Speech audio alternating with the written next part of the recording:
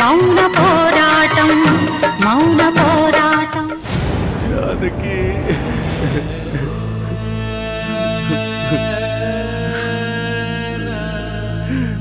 Janaki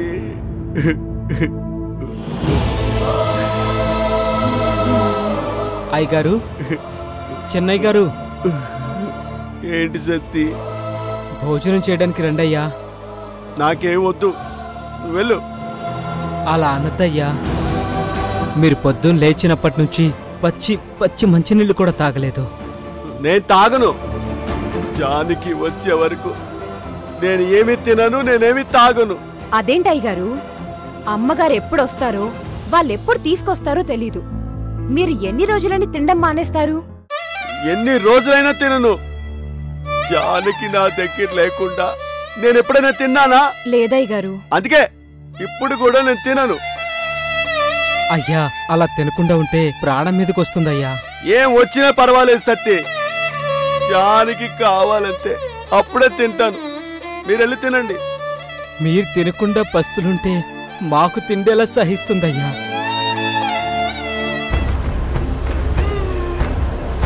Rudra, Rudra, lunch చేద్దాంరా. వస్తున్నాను mummy.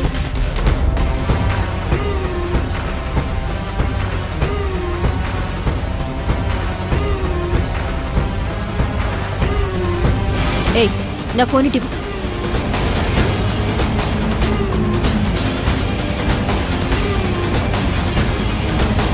ఏంటి అలా చూస్తున్నావు? చేరు తుడిచిపెట్టు. Useless fellow.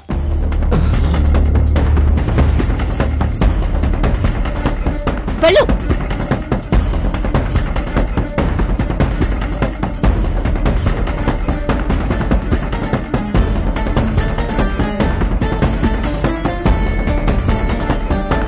అక్కడేమో జానకిని కట్టేశారు, ఇక్కడేమో సౌందర్యకి మళ్ళీ పనులు చెప్తున్నారు. జానకి నాకు చాలా బలం ఉందని చెప్పింది, కానీ ఇక్కడ మహేంద్ర విశాలాక్షిని కొడితే వాళ్ళక్కడ జానకిని చంపేస్తారంట. నేను ఏం చెయ్యాలి?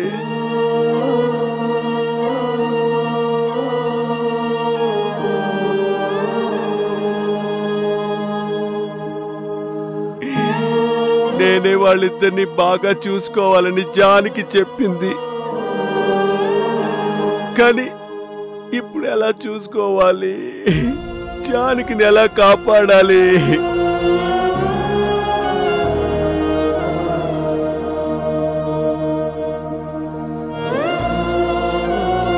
ఏయ్, పప్పులోకి నెయ్యి పెట్టడం మర్చిపోయావా? కొన్ని రోజులు రాజభోగాలు అనుభవించేసరికి కళ్ళు నెత్తికెక్కి ఒళ్ళు బలిసిపోయింది. వెళ్ళి తీసుకురా, వెళ్ళా.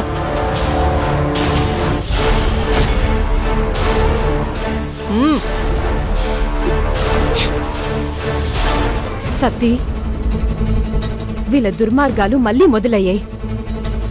ఇవి మళ్ళీ చూడాల్సి వస్తుందనుకోలేదు. పాపం అమ్మాయి గారు పొద్దున్నుంచి ఏం తినలేదు. అలాంటి మనిషితో రుద్ర తన గదిలో పనులన్నీ చేయించుకుంది. ఇప్పుడు పందుల్లా తింటూ అమ్మాయి గారికే పనులు చెప్తున్నారు. అసలే అమ్మ దూరమైందన్న బాధలో ఉన్నారు అమ్మాయి గారు. అలాంటి తనతో పన్ను చేయించుకోవడానికి వీళ్ళకసలు మనసెలా వచ్చింది? అసలు మనసన్నది ఒకటి ఉంటే కదా వీళ్ళకి.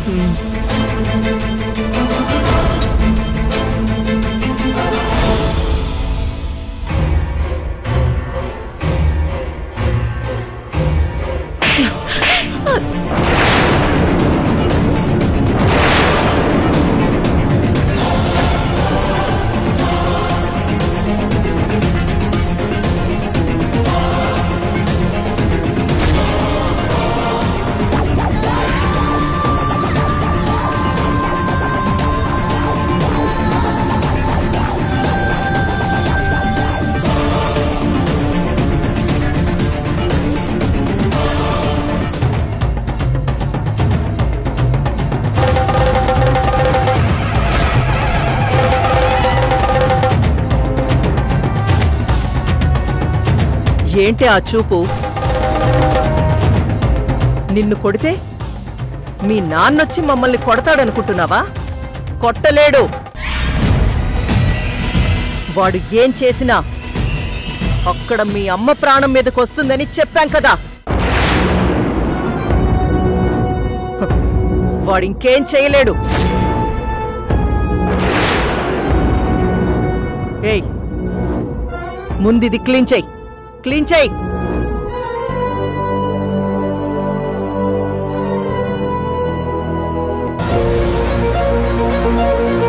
సతీ, ఏదో ఒకటి చేయాలి. ఏదో ఒకటి చేసి వీళ్ళని ఆపాలి. లేదంటే వీళ్ళు పెట్టే చిత్రహింసలు చూసే ధైర్యం నాకు లేదు. ఏదో ఒకటి చెయ్యాలి. మనమిప్పుడు ఏమైనా చేయగలిగేదొక్కటే. ఏంటది? అమ్మగారిని ఇంటికి తీసుకురావడం. కానీ అదెలా? వీళ్ళ అమ్మగారిని ఎక్కడ దాచారో మనకు తెలిసేదెలా? నిజమే, తెలుసుకోవాలి. తెలుసుకొని అమ్మగారిని విడిపించి తీసుకురావాలి.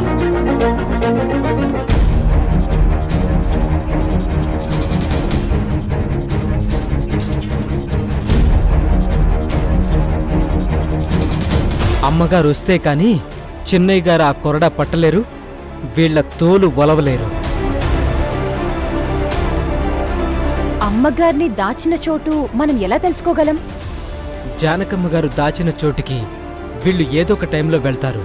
24 గంటలు వీళ్ళని గమనిస్తూ ఉండి వీళ్ళు ఎక్కడికి వెళ్ళినా సీక్రెట్గా ఫాలో అయ్యానంటే ఖచ్చితంగా అమ్మగారిని దాచిన చోటు తెలిసిపోతుంది. ఆ తర్వాత ఎలాగోలా అమ్మగారిని విడిపించి తీసుకొచ్చేస్తా. రే సతీ, నువ్వు కాని ఇది చేసావంటే నిన్ను వెంటనే నేను పెళ్లి చేసేసుకుంటాను. నీకు వంట కూడా నేనే చేసి పెడతాను. నిజమా?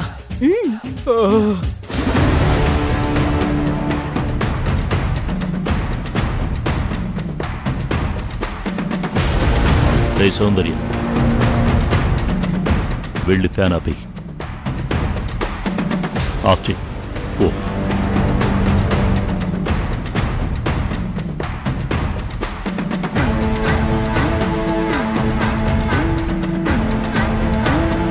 ఏయ్, ఫ్యాన్ ఎందుకే ఆఫ్ చేశావు? అంటే నేనిక్కడ చెమటలతో చావాలా? అంటే ఫ్యాన్ ఆఫ్ చేయమని మామయ్య చెప్పారు. అతను ఆపమంటే ఆపేస్తావా? వెళ్ళి ఆన్ చేయి.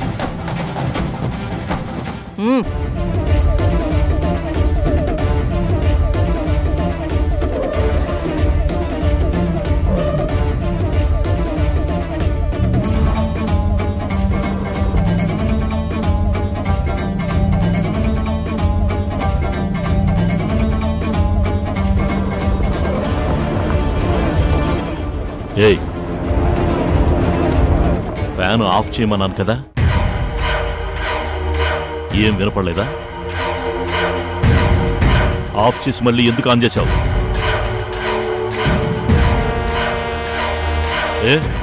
ఇన్ని రోజులు చికెన్లు మటన్లు తిని ఒళ్ళు బాగా బలిసిందా?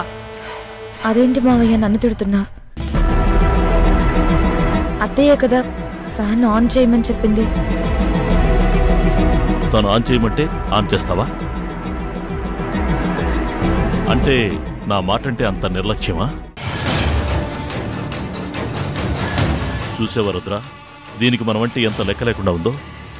అవును డాడీ, కొన్ని రోజులు దీని బాబు మన మీద పెత్తనం చేశాడు కదా, అందుకే కళ్ళు నెత్తికెక్కాయి.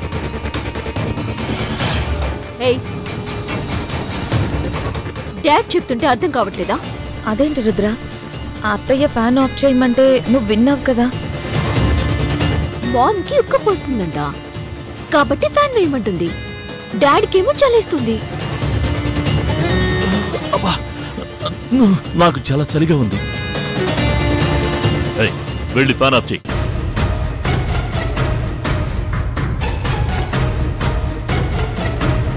వెళ్ళు వెళ్ళు.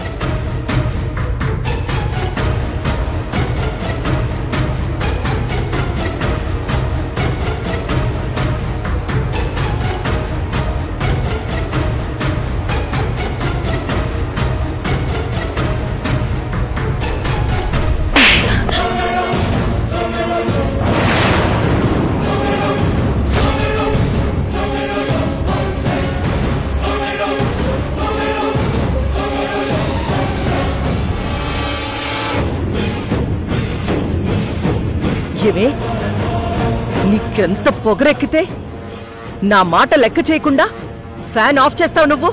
అదేంటత్తయ్యా, నువ్వు ఫ్యాన్ కావాలంటావు, మావయ్య ఆఫ్ చేయమంటాడు. మీ ఇద్దరు పక్కపక్కనే ఉండి ఒకరి మాట ఒకరికి వినిపడినట్టు అసలు పక్కపక్కనే లేనట్టు చేస్తారేంటి? ఏంటి మేము పక్కపక్కనే ఉన్నావా? ఏ మహేంద్ర, మనం పక్కపక్కనే ఉన్నావా?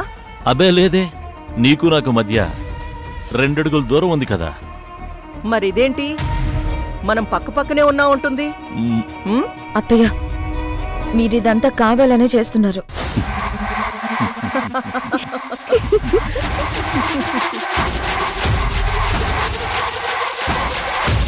అవునే, కావాలనే చేస్తున్నాం. ఇలాగే చేస్తాం. ఇక నుంచి ఇలానే చేస్తాం. నీకు నీ బాబుకి ఇక నుంచి ఇలాంటి వెరైటీ ట్రీట్మెంటే ఉంటుంది.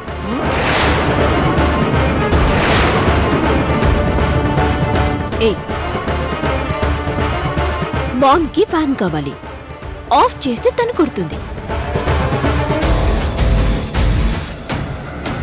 డాడ్కేమో ఫ్యాన్ వద్దు, ఆన్ చేస్తే కొడతాడు. ఇప్పుడేం చేస్తావే? ఆన్ చేస్తావా, ఆఫ్ చేస్తావా? పాపం నిన్ను చూస్తుంటే నాకు కొంచెం జాలేస్తుంది. మార్నింగ్ నుంచి ఏమీ తినలేదు, నీరసం. మీ మామ్ నీ దగ్గర లేదు, బాధ. నా మామ్ డాడీ నిన్ను కొడుతున్నారు, పెయిన్, కోపం. ఇన్ని ఫీలింగ్స్ తో ఉన్న నిన్ను చూసి నాకు ఒక సొల్యూషన్ చెప్పాలనిపించింది. నువ్వేం చేసినా నీ దవడలు వాచిపోతాయి. కాబట్టి ఒక పంచి, వెళ్ళి ఫ్యాన్ తెచ్చి మామ్కి విసురు. ఏంటలా చూస్తున్నావు? దీనికి ఫ్యాన్ అంటే అర్థం కాలేదు రుద్రా. పైన సీలింగ్ కున్న ఫ్యాన్ ని తెచ్చి ఎలా విసురుతారు అనుకుంటుంది.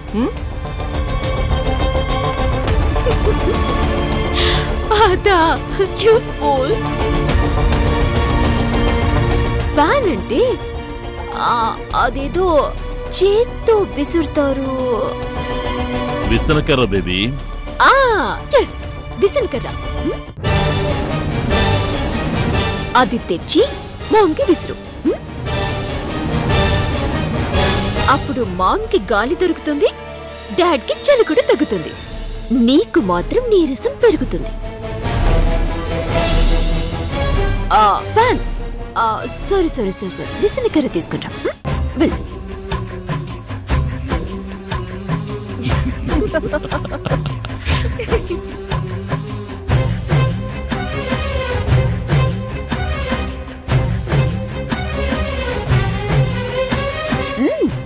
విసురు.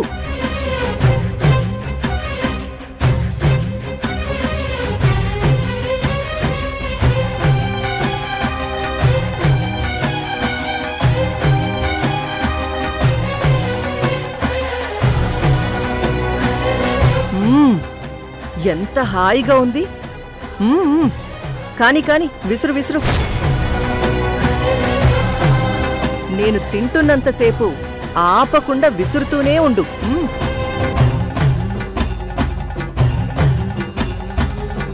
సత్తి, వీళ్ళు మనుషులు కాదు, రాక్షసులు. వీళ్ళకి జాలి, దయ అనేదే లేదు. ఇలాంటోళ్ళని బ్రతకనివ్వకూడదు, చంపేయాలి.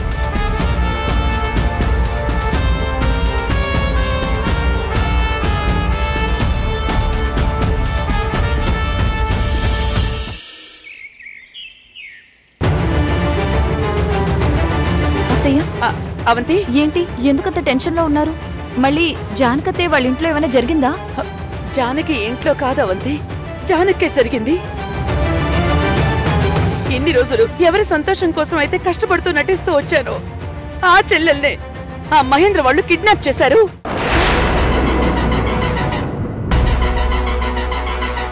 ఏంటత్తయ్య ఇది? జానకత్తేని కిడ్నాప్ చేయడం ఏంటి? మరి ఇప్పుడు ఏం చేద్దాం? మనమే జానకిని ఎక్కడ దాచారో తెలుసుకోవాలి అవంతి. మనమా? ఎలా తెలుసుకుంటాం? అసలు చిన్న క్లూ కూడా మనకి తెలీదే. అదే ఆలోచిస్తున్నాను. నేరస్తుడు ఎంత ఆలోచించి పనిచేసినా ఎక్కడో చోట చిన్న పొరపాటు చేస్తాడని పోలీసుల థియరీ. మనం ఇప్పుడు దాన్నే ఫాలో అవ్వాలి. ఆ యాంగిల్లోనే నేను ఆలోచిస్తున్నాను.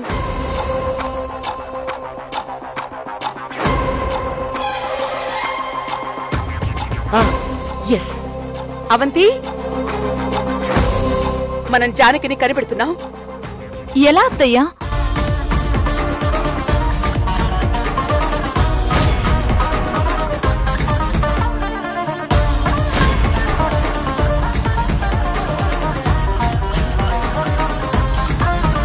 ఓకేనా? అలాగే అత్తయ్య. సరే పద.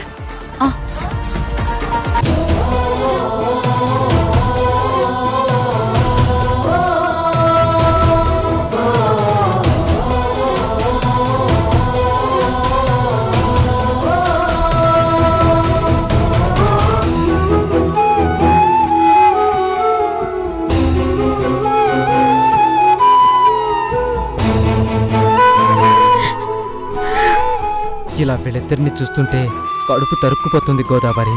ఏం చేయాలో ఎలా ఊరుకోమని చెప్పాలో కూడా అస్సలు అర్థం కావట్లేదు. అమ్మగారు వచ్చేస్తారని ధైర్యం చెప్పగలం కానీ అమ్మగారిని మనం తెచ్చివ్వలేం కదా. అసలు ఆవిడ్ని ఎప్పుడు చూస్తామో ఏమో. అలా అని వీళ్ళని ఇలాగే వదిలేస్తే ఎన్ని రోజులైనా తిండి తిప్పలు లేకుండా ఇలాగే పడుంటారు. కానీ మనం ఎంత చెప్పినా వాళ్ళు భోజనం వద్దనే అంటున్నారు కదా. వాళ్ళు అలాగే అంటారు. అందుకే వాళ్ళకి తినిపించడానికి నేను ఒక ప్లాన్ వేశాను. నువ్వు ప్లాన్ వేశావా? ఏంటి వెటకారమా? నేనే ప్లాన్ వేశాను. అదేంటో చెప్తాను విను.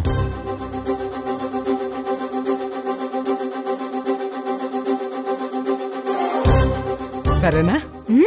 పర్లేదే, నీకు బుర్రుంది. ఒప్పుకుంటున్నావు కదా?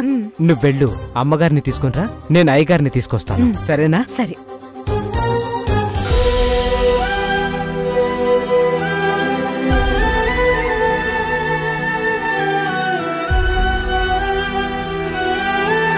అమ్మాయి గారు,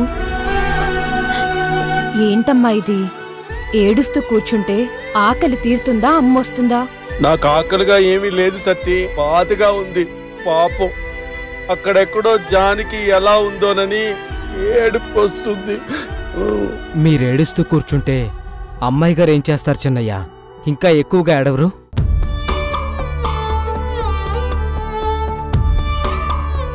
నేనేడిస్తే నీకేంటి నష్టం? నన్నిలా వదిలేసి వెళ్ళు గోదావరి. మీరేడిస్తే మీకేం నష్టం ఉండదమ్మగారు, చిన్నయ్య గారికే నష్టం. సౌందర్యకి నా ఏడుపు వల్ల ఏంటి నష్టం? ఏంటంటారేంటయ్యా? మీరు ఎంతో ధైర్యంగా మహేంద్ర గారిని, విశాలాక్షి గారిని ఎదిరించి కొరడాతో కొట్టి లైన్లో పెట్టారనే కదా అమ్మాయి గారు సంతోషంగా చెంగు చెంగున లేడిపిల్లలా తిరిగారు ఇన్ని రోజులు. అవును, అయితే ఏంటంటారేంటి అమ్మాయి గారు? మీరిలా ఏడుస్తూ ఉండడం వల్ల ఇప్పటి వరకు ఎంతో ధైర్యంగా ఉంటూ వచ్చిన చిన్నయ్య గారు కూడా మిమ్మల్ని ఇలా చూసి ఆయన కూడా ఇప్పుడు ఏడుస్తూ కూర్చున్నారు. అంటే అమ్మని వాళ్ళు ఎత్తుకెళ్ళిపోతే నన్ను సంతోషంగా ఉండమంటావా? సంతోషంగా ఉండద్దయ్యా, కానీ ధైర్యంగా ఉండండి. మీరు ధైర్యంగా ఉంటేనే అమ్మగారిని ఎలా ఆ దుర్మార్గుల చేతి నుంచి విడిపించచ్చో ఆలోచించచ్చు. అవునమ్మా, ఆలోచించకపోతే అమ్మగారిని మళ్ళీ ఇంటికెలా తీసుకొస్తారమ్మా? మీ మీద జాలితో వాళ్ళంతట వాళ్ళేమీ వదలరు కదా. అందుకే ఏదో ఒక బలమైన ఆలోచన చెయ్యాలమ్మా. కానీ గుండెల్లో బాధ, కడుపులో ఆకలి ఉంటే ఆలోచన ఎలా పుడుతుందమ్మా? మేమేదో ఒడ్డునున్నాం కాబట్టి మాకిన్ని మాటలొస్తున్నాయని మీరు తప్పుగా అనుకోవద్దయ్యా. అమ్మగారిని ఎత్తుకుపోయినందుకు మాక్కూడా చాలా బాధగా ఉందయ్యా. కానీ బాధపడుతూ కూర్చుంటే కష్టం తీరదు కదయ్యా. అందుకే చెప్తున్నాను, లేచి కొంచెం ఎంగిలి పడండయ్యా. ఏంటోరా, నువ్వు చెప్పిందంతా బానే ఉంది, కానీ అన్నం మాత్రం తినాలనిపించట్లేదు. అసలు అన్నం మొహమే చూడాలనిపించట్లేదు. మీరిలాగే పస్తులు కూర్చోండి. మీరు తినట్లేదని అక్కడ అయ్యగారు కూడా తినడం మానేస్తారు. అవునమ్మా, చిన్నయ్య గారు భోజనానికి వచ్చారు. వచ్చి సౌందర్య తినిందా అని అడిగారు. లేదయ్య గారు అని చెప్పాను, అంతే. ఆయన భోజనం వదిలేసి వెళ్ళిపోయారమ్మా.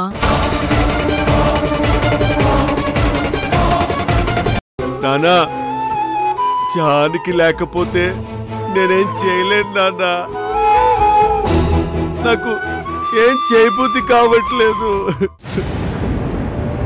నాతో జానికి ఉండాలన్నా, నా కళ్ళ ముందు జానికి ఉండాలి.